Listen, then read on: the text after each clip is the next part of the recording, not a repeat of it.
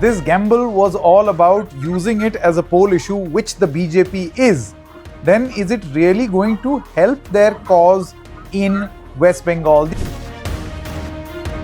As the legacy media is trying to frame the situation, frame the women's amendment to the Women's Reservation Act and its implementation by whatever time it is, in a way which doesn't quite match what is happening in the social media or on the digital platforms. Whereas Mamata Banerjee has been able to become the face of all the anti-BJP narrative. Cow belt rules cannot be applicable in fish belt, right? And if you try to do that, then there is a problem. Mamata Banerjee will win Bengal. The question is, can the BJP improve its tally from 77 to 3 figures so that it becomes a strong opposition? At this point, I'm saying that the BJP is wrong at this point because that is not the primary concern. Anything is going to earn a woman's loyalty, particularly a poor woman, a rural woman, is that money that is coming in every month into her bank account, which helps her balance her household budget.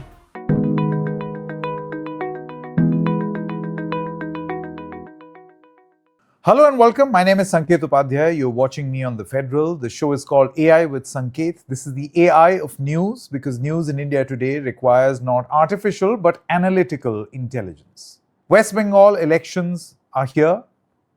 The campaigning is going full throttle.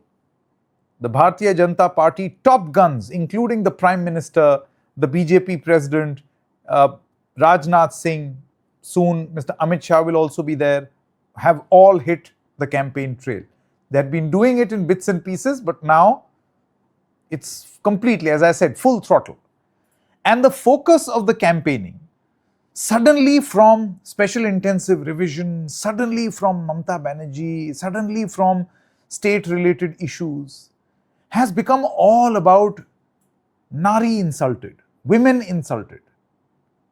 The backdrop is the delimitation bill, which was bundled with an amendment to the Nari Shakti Vandan bill, which could not sail through as it was a constitutional amendment bill because of the opposition, including the TMC. The Prime Minister, in an address to the nation, said that TMC ensured that women in Lok Sabha from Bengal are not represented. That's why she's anti-women.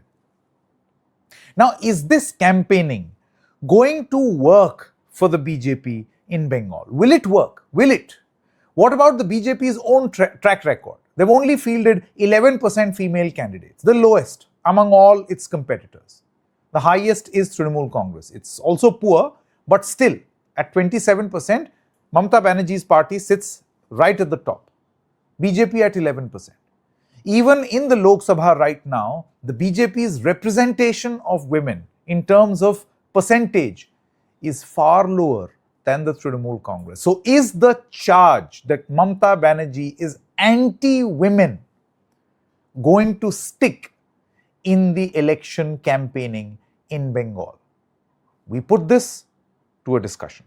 All right, joining us right now on this broadcast are two senior eminent journalists. I don't want to mention the fact that they're women because that has nothing to do with the topic of discussion. However, you must know that they've been tracking political developments for decades now. And I've had the privilege of speaking to them for a very, very long time to understand the nuance of each and every political move.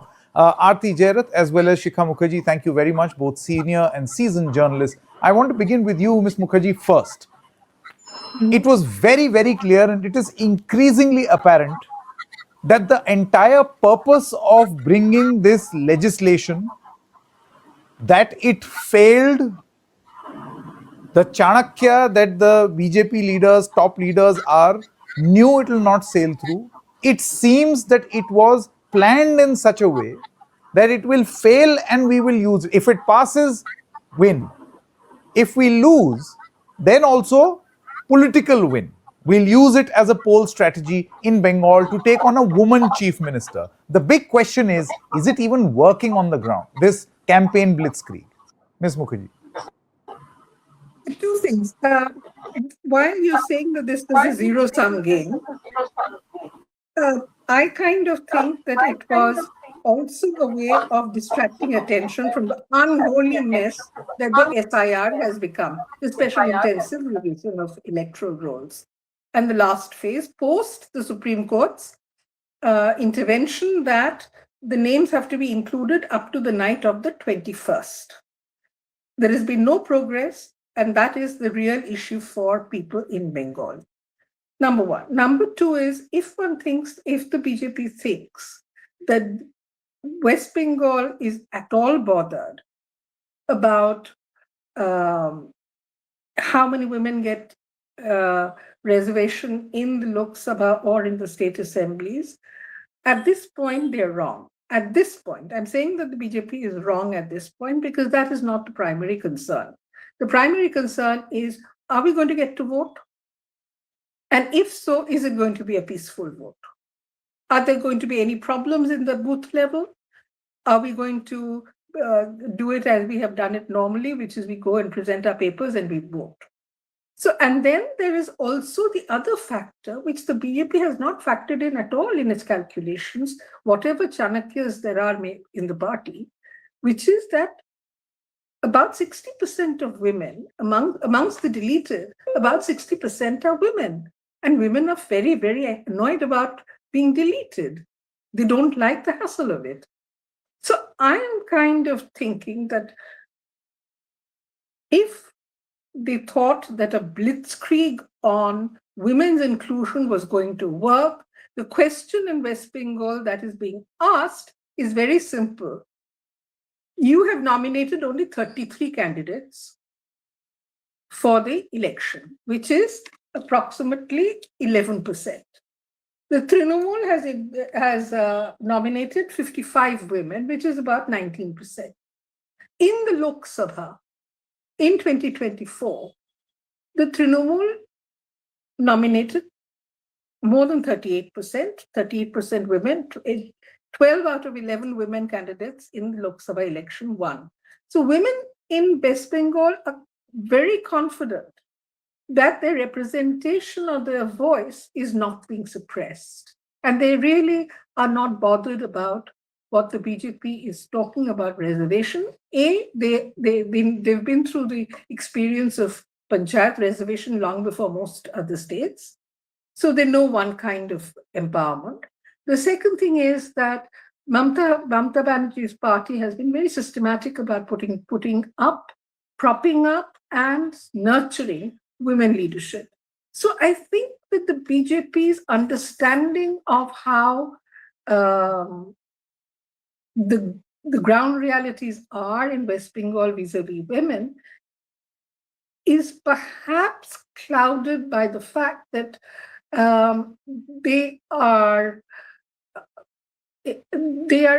assessing the women and as voters in a context which is not local.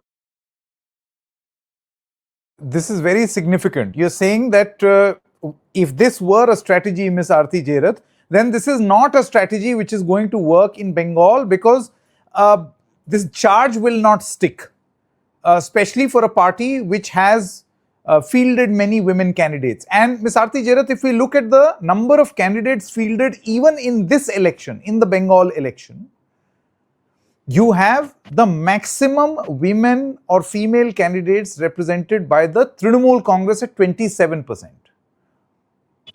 Do you know how much is the BJP's track record? 11%. So do you think that it will do precious little for the BJP's campaign, knowing fully well that you're saying something else and you've done something else on the ground? It's not going to work. So what I'm saying is that, I think one thing we need to understand is that assembly elections are largely fought on local issues. All right. And the thing is that people are going to vote for who their next chief minister is going to be. The Trinamool has a very clear face in Mamata Banerjee, and she happens to be a woman as well. The BJP doesn't even have a face. Nobody knows who the BJP's chief minister will be in case the BJP manages to win. So, it's already skewed against the BJP because the BJP, this is not going to be a vote for Narendra Modi. It has to be a vote for a local leader, and the BJP does not have a local leader. Number one. Number two, what we really found across elections, whether in starting with Madhya Pradesh, Maharashtra, Jharkhand, all the elections that have been held in recent months, what has really worked with women is the welfare schemes that state governments have unrolled or have unveiled. Uh, One of the key ones being putting money in their banks. As you know, Mamata Banerjee was already giving them 1,000 rupees a month. She upped it to 1,500 rupees a month before the elections. So, I mean, if anything is going to earn a woman's loyalty, particularly a poor woman, a rural woman, is that money that is coming in every month into her bank account, which helps her balance her household budget. Women's reservation is a very, in parliament, in the state assembly, it's a very intangible thing. Do women actually understand what it means to have women in parliament? I don't think that experience has, really trickled down to them. The importance of that has really trickled down to them. They have women in panchayats, and I think that is what matters to them a lot, because panchayats and local bodies deal with your everyday issues, whether it's water, whether it's roads, whether it's schools, whether it's healthcare facilities. These are the things that really matter. And I mean, putting women into parliament, I mean, do women of Bengal or women anywhere really gain? I think over a long period of time they will gain, but immediately we're looking at elections just 3-4 days from now. Immediately are they going to gain? I don't think so. So, and the funny thing is this gambit that the BJP tried. So it cuts both ways. They think it's going to help them in Bengal because of women's reservation and women being such a key vote bank for Mamata Banerjee. On the other side is delimitation, and the DMK is already like roaring about the unfairness to the southern states. So you can say that the Tamil Nadu elections is as good as lost for the BJP, because the DMK is sort of made this whole issue into an anti-South issue. So I mean, frankly, I really don't know what the BJP had in mind when they introduced this bill, because I don't think it's going to help them either in Tamil Nadu or in West Bengal.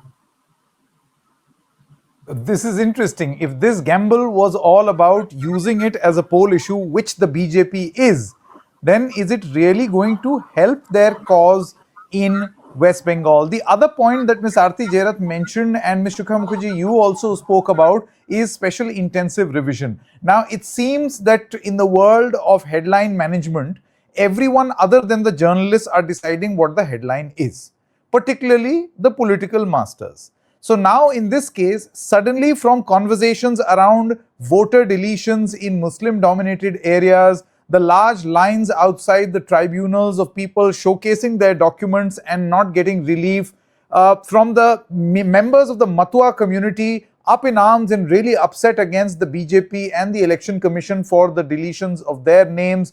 Suddenly all of that has, at least in the national media, you don't see those headlines anymore. All you see is possible betrayal.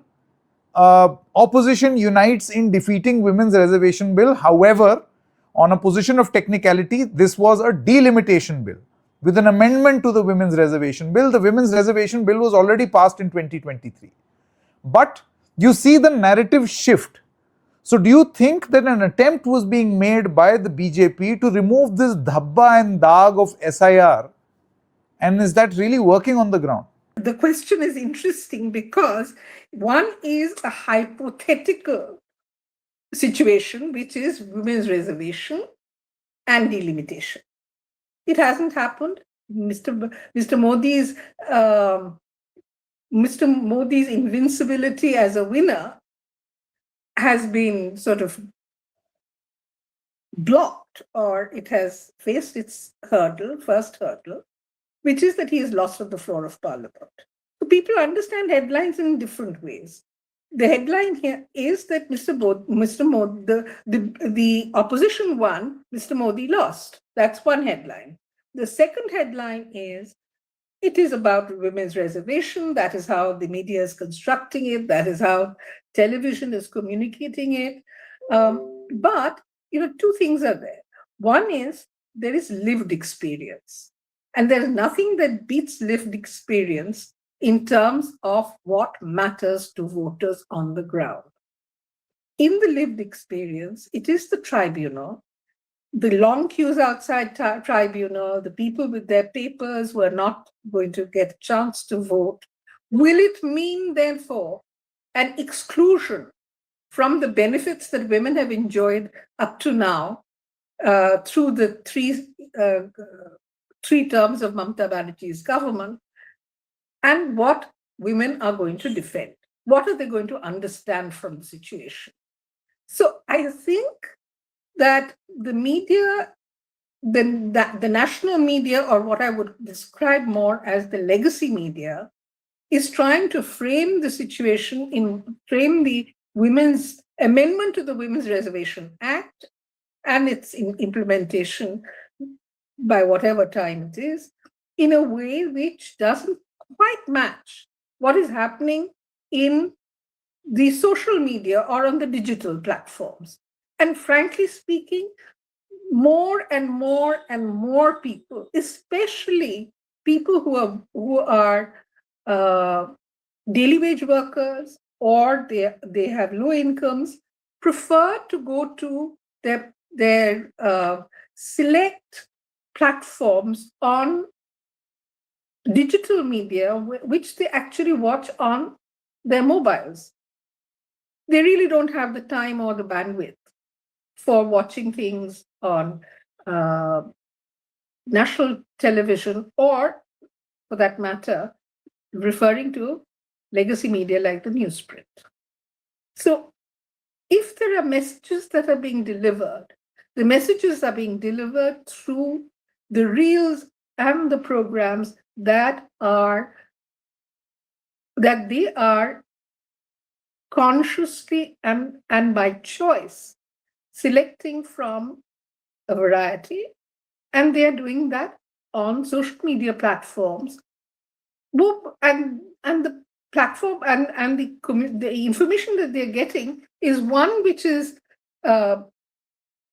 critical of the Trinamool Congress, and one that is supportive of the Trinamool Congress.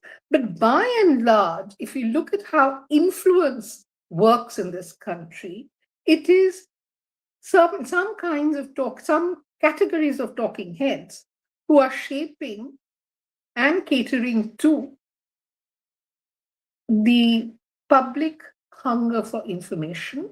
And that is unfortunately not in the BJP's favor, from what I know. Very interesting. But Arati, Jerath, do you feel that the BJP had a golden opportunity? Let's just remove SIR for a moment. Let's just remove women's reservation for a moment. They had a golden opportunity to speak about the anti-incumbency against Mamata Banerjee. Surely everything is not right about Mamata Banerjee. She's been in power for so long, since 2011. There must be so much anti-incumbency, so much anger against her. But the BJP's entire campaign has not been able to capitalize on that anger. Whereas Mamata Banerjee has been able to become the face of all the anti-BJP narrative and the voter ecosystem. Do you feel that this is actually going to go in her favor? Absolutely, Sanket. You know, if the BJP had stuck to the twin planks of development and anti-incumbency and projected a strong face, to counter Mamata Banerjee, they probably stood a better chance. I'm not saying they would have won, but they probably stood a better chance. Instead of which, they unleashed this lethal weapon called SIR, which has made people in Bengal so insecure. I mean, sitting here in Delhi, I see all the household help from Bengal rushing back home to cast their votes only because they are so scared that if they don't register their presence in this election, then God knows what their future is going to be. And remember, your name on the voters list also makes you eligible for all those social welfare schemes, which have benefited women.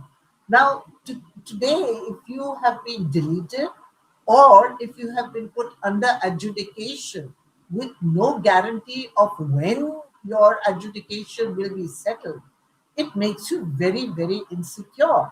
And I think the biggest mistake the BJP made was to, throw this SIR into Bengal and plunge the entire state into complete chaos. And now you have a situation where it's Mamata Banerjee versus the Election Commission. And what is the message that is coming through? And I've heard this from all the Bengalis in my neighborhood, the household help, that she's a fighter, ladaku hai, wo ladti hai.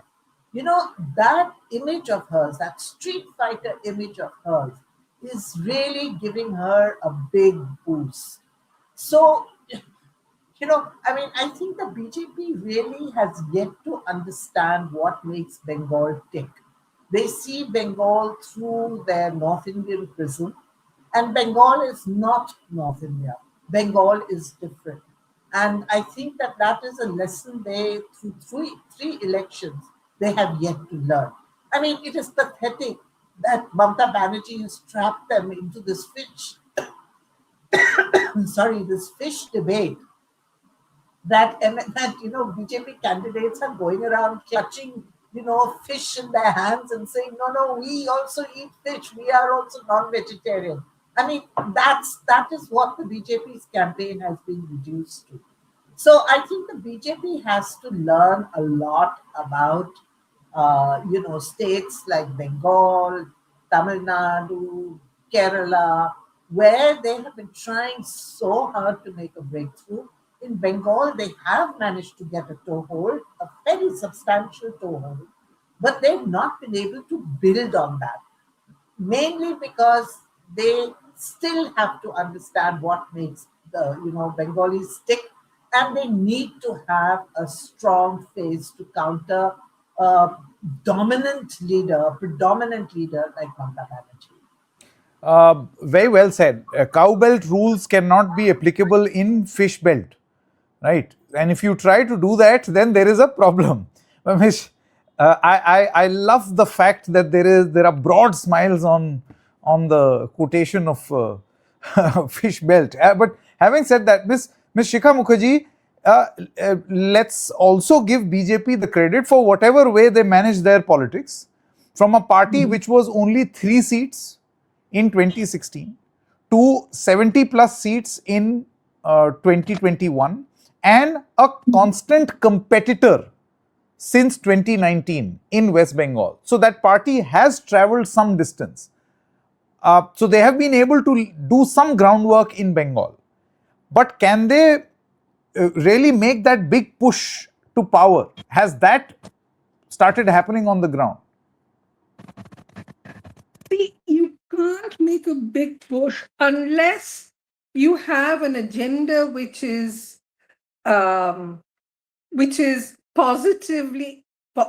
a positive agenda for the local population. That's the problem.